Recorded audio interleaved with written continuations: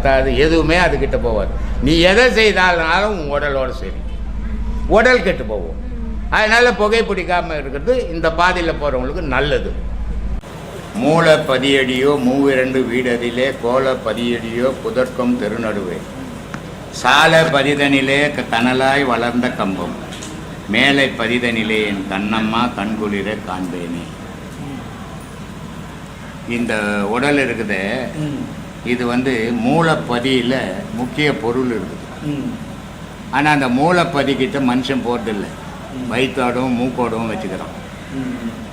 அந்த மூலப்பதியில் போனால் அந்த மூலப்பதி உன்னை மேலே எடுத்துன்னு போகும். மேலே எடுத்துன்னு போச்சுன்னா நீ கடவுளை காணலாம். அது எப்படி போகணுன்னா 3 6 ஆதார வழியாக கடக்கணும். கடந்தீங்கன்னா தான் அதை அடைய முடியும். இவனுக்கு கொஞ்சோண்டு அப்படி இடுப்பில் அது நெண்டுச்சின்னவ, என்னங்க பயமாக இருக்குதுங்க, இடுப்பில் ஏதோ நொண்டுதுங்கன்றான். நான் ஓப்பனாக என் பயமாக அந்த விட்டுடுறாப்பா நீ செய்வான். நான் ஏன்னா இவன் சும்மா ஏதோ இவங்க போனாங்க அவங்க போனாங்க அங்கே என்ன இருக்குது பார்க்கலான்னு வருவேன், ஞானத்தை அடையணும்னு வர்றதில்லை. அப்போ இவனுக்கு மாற்றங்கள் வரும்போது இவனுக்கு தன்னறியாமே ஒரு பயம் வந்துடும். அந்த பயம் இருக்கிறவன் ஞானத்தை அடையவே முடியாது. செத்துட்டாலும் பரவாயில்ல, கடவுளை தேடும்போது சாவரன் நான் சாவணும், எப்போ வரப்போ சாவு, கடவுளை தேடும்போது வரட்டுமேன்ற தைரியங்கிறவனுக்கு மட்டும்தான் ஞானம் கை கொடுக்கும், மற்றவனும் கை கொடுக்காது. சுவாமி சொல்கிறாரு, கடவுளை எப்படிதான் பார்க்கணும், கும்பலாக கூடி கும்பிட்டோம்னா கடவுளை கும்பலாம் ஒருபோதும் கும்பிட முடியாதுன்றார், தனித்து கும்பிடணுன்றார். அதனால் சொல்கிறார், முத்து முகமடியோ முற்றந்தி வீதியிலே 10ஆம் இதழ்பரப்பி பஞ்சனையின் மேல் நிறுத்தி அத்தை அடக்க நிலை யாருமில்லா வேலையிலே குத்து விளக்கேற்றி என் கண்ணம்மா கோலமிட்டு பாருங்க. கடவுளை வழிபடும் போது யாரும் இல்லாத இடத்துல வழி, அந்த நேரம் எப்படின்னா உன் மூச்சு உனக்குள்ள அடங்கி போயிடும். அதை எங்கே பார்க்கணுன்னா பொருள் மையத்தில் பாடுற அம்பாள் நடனத்தை அப்படின்ட்டு. இது எத்தனை பேரில் முடியும்? அவங்க சொல்லிட்டு போயிட்டாங்க ஈஸியாக. இந்த மனுஷனால் முடியலையே, ஆசையை விட்டு வெளியே வர முடியலையே. அதனால் அவங்க சொல்லிட்டாங்க நான் அதெல்லாம் செய்திருவேன்னா செய்ய முடியாது. பதப்படணும் முதல்ல. அந்த பதப்படுறதுக்கு தான் இந்த உபதேசங்களை கொடுத்துங்கிறோம். இதை செய்து அவன் சீர்பட்டான்னா அடுத்த பிறவியில் அவன் சிவ வழியிலேயே பிறப்பான். அப்போ தான் அதை அடைய முடியும். இது ஒரு பிறப்பில் அந்த குரு கிட்ட போய் உபதேசம் நான் பெரிய ஞானியாகிறேன் மேலே சுற்றுதுங்க அப்படின்னா புழுவினுக்கிறான் ஊரெல்லாம் அப்படின்னு தெரிஞ்சுக்கலாம். எதுவும் சுத்தாது, ஏன்னா அது உன்னை சுத்த வச்சுட்டு போயிடும். அப்படி இருக்குது சாமி. சொல்லு. போகர் 7000 அப்படின்ற ஒரு நூலில் இருந்து ஒரு பாடல். சரி. சேராது என்று சொல்லி சிவயோகி தானம் நிலைத்து உண்ணி பாரளவு யோடினாலும் காணாத பிறவி வந்து எய்தும் எய்தும் கருவில் பிறந்தாலும் சிவயோகி தானே. ஆமாம், இந்த கலையை உடலை மறந்து அவன் உயிரை பிடிச்சிக்கினாலும் 10 வாட்டி செத்தானாலும் 10 வாட்டி பிறக்கும்போது அவன் சிவயோகியாவை பிறப்பான். ஆனால் இந்த உயிரை பிடிக்காத உடலை பிடிச்சிக்கின்னு தெரிகிறவனுக்கு 10 வாட்டி பிறந்தாலும் 10 வாட்டி அஞ்ஞானியாக தான் பிறப்பான். அதை தான் போகர் சொல்கிறார்.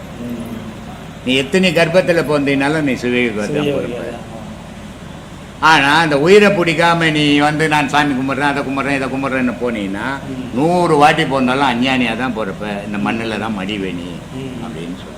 இது இப்போ நிறைய அந்த பக்தி மார்க்கத்தில் ரொம்ப நாங்கள் உச்சத்தில் போயிட்டோம், நாங்கள் பெரிய சிவனடியார்கள் அப்படி சொல்கிறாங்க. அந்த மாதிரி நிறைய சொல்லுவாங்க. தண்ணி கூட ஜல்லி போட்டுமே சக்கரம் சுற்றுதுங்க, எனக்கு அப்படியே நான் காட்டில் இருக்கிறேங்க அப்படின்னாரு. எங்கே சுற்றுது காட்டு பாருங்க.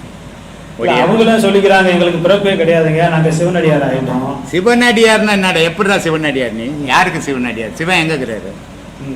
சிவன் எங்கே இருக்கிறாரு? நீ சிவனடியார் ஆகிறது கோயிலில் லிங்கம் இருந்ததுன்னா சிவனடியார். நீ அதை போய் சுத்தம் பண்ணினா கொளுத்துக்காரனை விட்டா சுத்தம் பண்ணிட்டு போகிறான் சிவனடியார். அவரு ஜீவனுக்கு நீ அடிமையாக இருக்கணும்.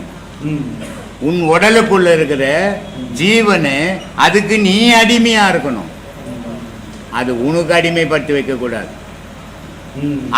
அதுக்கு நீ அடிமையா இருந்து அந்த ஜீவனுக்கு சேவை செய்தீன்னா சிவனடியார்.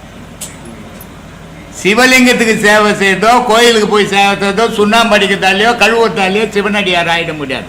சொல்லிக்கினே போக வேண்டியதான் ரோடு. சொல்லு. அது திருப்திக்காக சொல்லிக்கிறது மன நிறைவு ஓணுமேப்பா. ஏதோ ஒன்று பண்ணாக்கா அவனுக்கு ஒரு மன நிறைவு ஓணும். அதனால சொல்லிடணும். நாங்கள்லாம் பிறப்படுங்க. ஆமாம், நாங்களாம் சிவனோட பேசுவோம். ஆமாம். அதுக்கப்புறம் அவர் இறைவனோட கலக்கிறத பற்றி ஏதோ நம்ம சொல்லியிருக்காரு.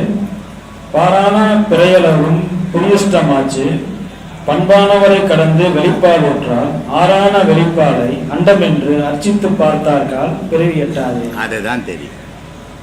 நீ உன்னை தேடி தேடி தேடி நீ புன மாதிரி படுத்து உன்னுடைய ஆன்மா வெளியே போய் அதை அர்ச்சனை பண்ணணும். கோயிலெல்லாம் போய் அர்ச்சனை பண்ணினா கல்லுக்கு தான் அர்ச்சனை பண்ணுவேன், உயிருக்கு அர்ச்சனை பண்ணுவேன். ஒரு மலையோடு இருக்கும்போது கல்லுக்கு வளர்ச்சி உண்டு. மலையிலேருந்து அதை ஒற்றி ஏற்றிட்டேன்னா கல்லுக்கு வளர்ச்சி. அப்புறம் அதனால தான் சிவவாய்க்கு ரொம்ப கேட்பார், அப்பா 2 கல் எடுத்துன்னு வந்துட்டேன், ஒரு கல்லை ஒற்றி வாசுபடி போட்டுட்டேன், ஒரு கல்லை சிலை செய்துக்கினேன், இதில் எந்த கல்லுப்பா நல்ல கல் அப்படின்ட்டு. இது பக்திக்கு ஒரு பாதையை வகுத்துக்குன்னு அவங்களே ஒரு பயணம் பண்ணிருக்கிறாங்க. அது சரியா தப்பான்னு அவங்க சிந்திக்கிறதே கிடையாது. அப்போ இதுக்கு மேலே ஏதோ ஒரு வழி இருக்குன்னா அது எந்த வழி நம்ம தேடணும்னு அவங்க தேடுறது இல்லை. அப்படியே இருக்கிற இடத்துலயே உலாவிக்கணும். அது குரூப் சேர்ந்துக்கிறாங்க, ஒரு 50 பேர் சேரும்போது அதுவே அவங்களுக்கு சந்தோஷம். சந்தோஷம் கொடுக்குது. அது ஊராக போய் ஒரு தொண்டு செய்யும்போது நான் சிவனடியாருங்க, நான் சிவ தொண்டு செய்துன்னு வரேன், எங்கேயோ போகிற அன்றைக்கி ஒரு 50 பேருக்கு சாப்பாடு செய்து அங்கே போடுறாங்க, சாப்பிட்டுட்டு காலத்தை தள்ளின்னு போகிறேன் சொல்கிறான். வாழை பழம் தின்றால் வாய் நோகும் என்று சொல்லி தாழை பழம் தின்று சாவு எனக்கு வந்தது. வாழைப்பழம் சாப்பிட்டா வாய் நோதான்.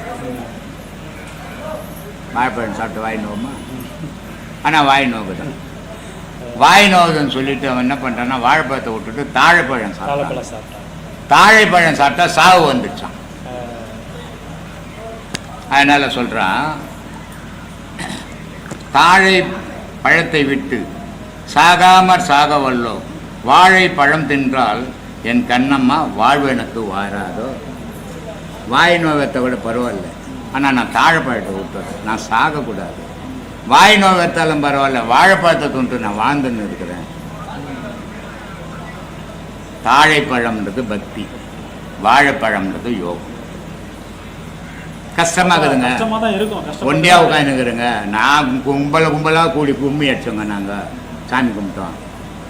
இப்போ ஒண்டியா உட்காந்துன்னா எனக்கு வெறுப்பாக இருக்குது, ஏதோ எண்ணங்கள் வருது. கொஞ்சம் நெஞ்சமாக செய்துக்கிறேன், வராது பின்ன. அப்படி இருக்குது சாமி. அதே 7000 போகர் 7000த்துல இன்னொரு பாடல் இல்லையா? அதே போகர் 7000 அப்படின்ற நூலிருந்து ஒரு பாடல், இன்னொரு பாடல். நோக்கவே நோக்கினால் நுட்பம் காணும், நுணுக்கத்தில் வாதம் வந்து செய்திடாது, பார்க்கவே சோம்பி நின்றாயானால் பாவம் தான் கிடையாது, பாலாம் ஜென்மம் அப்படின்றாரு. அதாவது பார்க்கவே சோம்பி நீ நின்றாயானால் பாவம் கிடையாது, இவர் சொல்லுவார் பாலாம் ஜென்மம். மாணிக்கவாசர் நோக்கு, நோக்கற நோக்கு, நுண்ணற நோக்குன்னு வரும். பாரு, குத்து பாரு, பார்க்கறது இல்லை, அப்படியே ஆர்வமாக பாரு. அதனால நோக்கு, நோக்கற நோக்கு, நுண்ணற நோக்கு, அந்த மாதிரி. அது கடவுளை வந்து சும்மா கண்டபடி ஊர்லாம் செத்துக்கூடாது, உனக்குள்ளே பார். அதனால தான் சொன்னார் வள்ளலார், பசித்திரு, தனித்திரு, விழித்திரு. நல்லா துண்ணு போட்டு தூங்காத, கடவுள் வருவாருன்ட்டு வரமாட்டாரு. துண்ணு பசித்திருன்னா அந்த சோறு போடுற பசி இல்லை, கடவுள் பசியிலேயே இது. தூங்கிடாத, கடவுள் வரும்போது விழித்துக்குன்னே இது. அது விழித்திரு, பசித்திரு, விழித்திரு, ஆனால் கூட்டமாக கூடுங்க, தனித்திரு. அப்போ கடவுள் வந்து உனக்கு ஆசீர்வாதம். ஆனால் இவனால் தனியாக இருக்குன்னா முடியல, பயம் வருது. ஒரு நாயானா கூட படுக்க வச்சுனா தான் இவன் ராத்திரியில் படுக்கிறான். 50 லட்சம் போட்டு ஊட்ட கட்டுறான். இவன் எண்ணத்துக்கு ஏற்ற மாதிரிலாம் கட்டிட்டான் ஊட்ட. ஆனால் ஒண்டியா படுறேன்னு, ஏங்க ஒண்டியா எப்படிங்க படுக்குது? ஃப்ரெண்ட்டு போய் படுக்க வச்சுக்கணுங்க. அப்போது இவனுக்கு எங்கேயுமே தனித்து வாழ ஒரு பயம். அப்புறம் கடவுளோடு எப்படி இருக்க முடியும்? தனித்து இருக்க முடியும்? அப்போ கூட்டத்தோடவே இருந்து பழகி போச்சு. அந்த கூட்டத்தோடவே இவன் சாக போகிறான். சொல்கிறான், காட்டானை மேலேறி கடத்தருவே போகையிலே நாட்டார் நமையறிந்து நகை புரிய பார்ப்பதென்றோ. நல்லா மீசக்கு செல்லாம் வச்சுக்கின்னு பட்டு வேஸ்டெல்லாம் கட்டுக்கின்னு மார்க்கெட்டில் ஏய் டேய் என்ன மாதிரி ஆளு இல்லை, ஏட்ரா ஏட்ரா அப்படின்னா ஒரு ஆளெல்லாம் பார்த்து சிரிச்சாங்க இவனை. ஆனால் செத்து போயிட்டான். செத்துட்ட உடனே காட்டான இவன் மேலே ஏறிக்கின்னு போது ஊரில் இருக்கிறவங்களாம் பார்த்து சிரிக்கிறான். என்ன துயம் பண்ணா, என்ன அக்குறம் பண்ணாயா, காட்டான இவன் மேலே ஏறியும் போதியான்றான். ஆனால் நான் இது மாதிரி சன்னியாசி மாதிரி போகிறேன், என்னை இப்போ எல்லாரும் பார்த்து சிரிக்கிறாங்க, எப்படிக்கிறான் பாருதல் அப்படின்னு.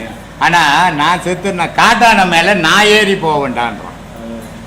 அதனால் சொல்கிறான், காட்டானை மேலேறி கடத்தெருவே போகையிலே நாட்டார் நமையறிந்து நகை புரிவதுண்டோ, நாட்டார் நமையறிந்து நகை புரிய பார்த்தாலும் காட்டானை மேலேறி என் கண்ணம்மா கண்குளிர பார்ப்பானே. காட்டான மாதிரி என் மேலே இருக்கிற இந்த உலகத்தையே நான் பார்த்துன்னு வருவேன்டா, உன் மேலே காட்டான ஏறி உள்ள